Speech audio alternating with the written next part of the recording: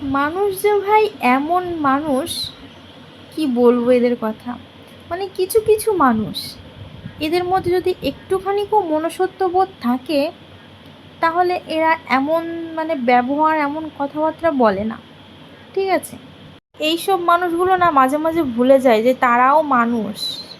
ঠিক আছে, শিয়াল কুকুরের মতন ব্যবহার। ঠিক আছে, কেন বলছি এ কথাগুলো? পরিবেশে এমন কিছু মানুষজন থাকে, সকালবেলা ঘুম থেকে উঠেই মানে শোনা যায় তাদের মানে ব্যবহার, কথাবার্তা। ঠিক আছে, মানে এই কথাগুলো বলছি, মানে আমি তো একটা, মানে আমার তো একটা অস্তিত্ব আছে। এবার আমি তো অন্য কারোর কথা শুনে আমি চলতে পারবো না। আমারও নিজের একটা মতামত আছে, সিদ্ধান্ত আছে, স্বাধীনতা আছে, সব কিছুই আছে। তাহলে আমি কেন অন্যের কথা শুনে চলবো? এবার তারা মনে করে তাদের কথা শুনে চলো, তারা বিশাল একজন হয়ে গেছে। হ্যাঁ, তারা বিশাল বড় মাপের একজন মানুষ, সব কিছু জানতাওয়ালা, গামছাওয়ালা।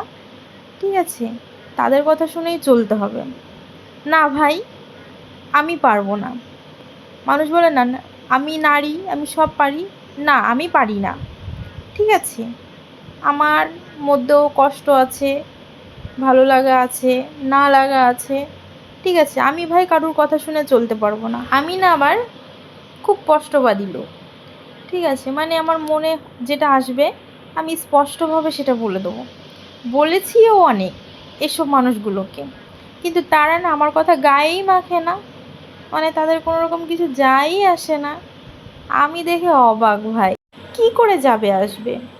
তারা যদি মানুষ হয় তবেই তো যাবে আসবে। শুধু শুধু নিশ্চয়ই কথাগুলো বলছি না, এর পেছনে অনেক কারণ আছে। আমাকে নিয়ে যে তাদের এত মাথা ব্যথা, আমার তো এই ব্যাপারগুলো দেখে মাঝে মাঝে খুব হাসিও পায়।